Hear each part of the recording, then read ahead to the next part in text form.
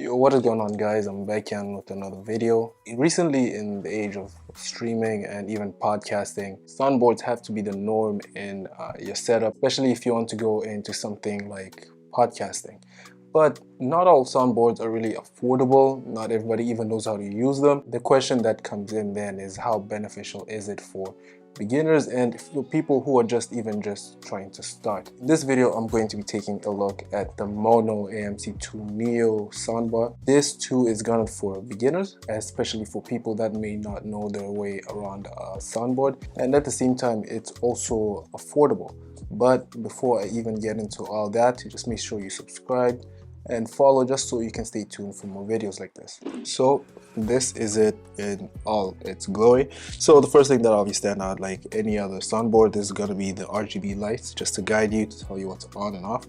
So just looking at it, it's not as intimidating as it seems. As I said already, this is more garnered for beginners. Obviously you'll have your microphone gain dial. That's for the microphone, which I'll get to the types of microphones that can be connected and the type of cables that can be plugged into the soundboard. So over at the top hand left side, you'll see the gain dial, and right beneath it you'll see the fader, and you can just play with that how you see fit, and the LED lights will guide you as well.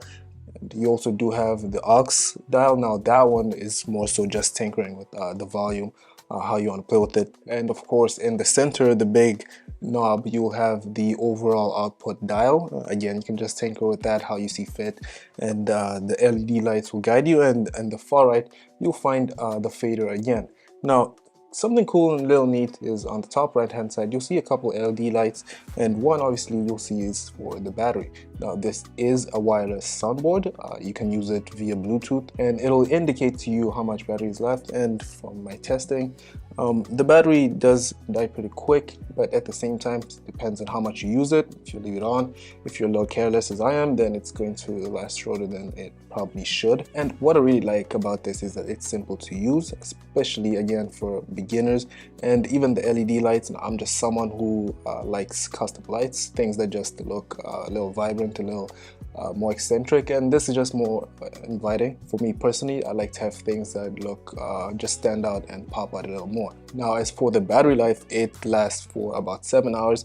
Now when it comes to charging, for a full charge, it's going to take you about 2.5 hours. So the trade-off there, you tell me. I personally think that is a little long, but at the same time, this is something that is high-end, or this is something that is supposed to be top tier. It's supposed to be for beginners. So of course, there's going to be some trade-offs there.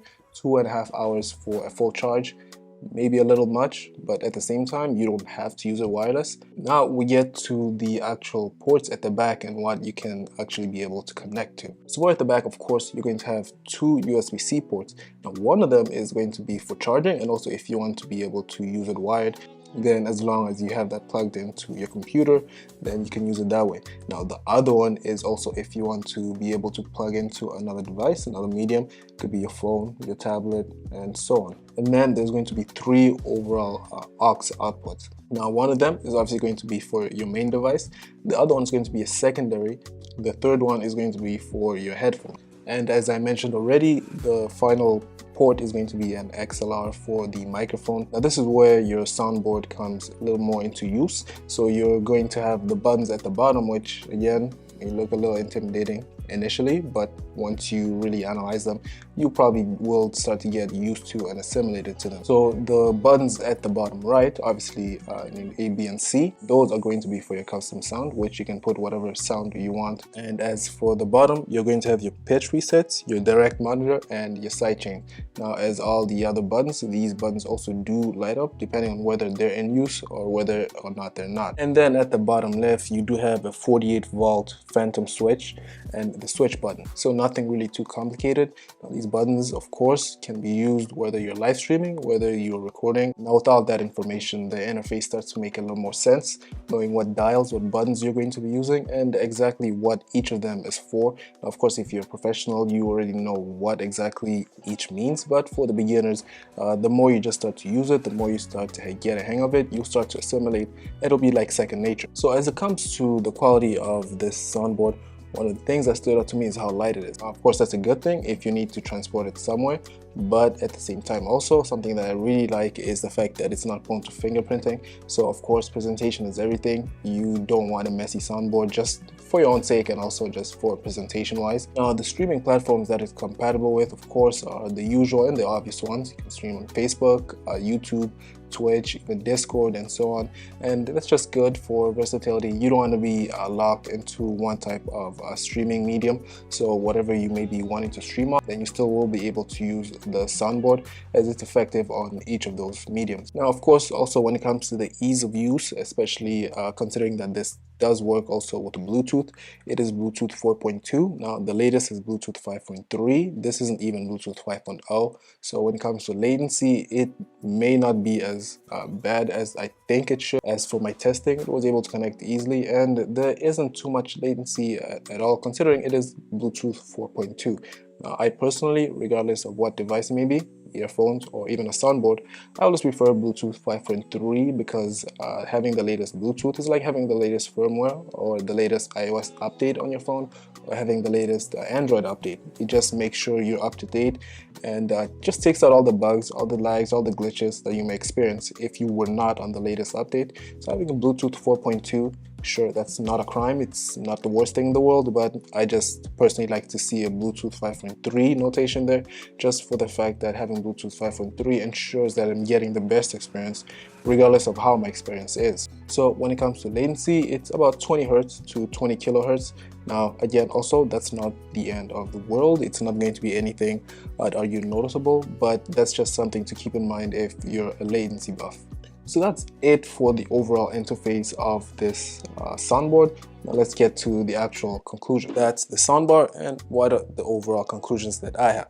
So personally, I think it's very simple, especially for beginners, which I think it may be a little garnered towards to.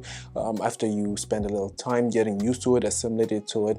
I don't even use soundbars, and it was good enough for me to get kind of used to it. Just after some time playing with it, getting some time to know it, and know a soundbar that you're going to be working with. So I definitely think it's a pro for beginners. Now, if you're someone that already has more than a couple hours under your belt in using soundbars, or someone who's even a professional using soundbars, then maybe the question for you is just, is this going to be good enough for you to get, just so you can have something to work with? And still, my conclusion to that is, yeah, definitely yes. But there are, of course, or there is at least a reservation I have. For me, it's the battery life. 7 hours battery life, definitely good. Now that's obviously if you plan to be using it wireless, but 2.5 hours of charging, that trade-off, it's a little ambiguous to me, and that's obviously just my personal opinion. At the same time, you don't necessarily have to be using it wireless, considering it's a soundboard. Might as well just go ahead and plug it in so you don't have to even hassle with the battery life in that way. Now, of course, all this is just my personal opinion. Are you even going to be getting the soundboard? What do you think of the soundboard? Are you someone that's definitely looking into getting something like this? Let me know what you think. I'm Jadija, and I'm out.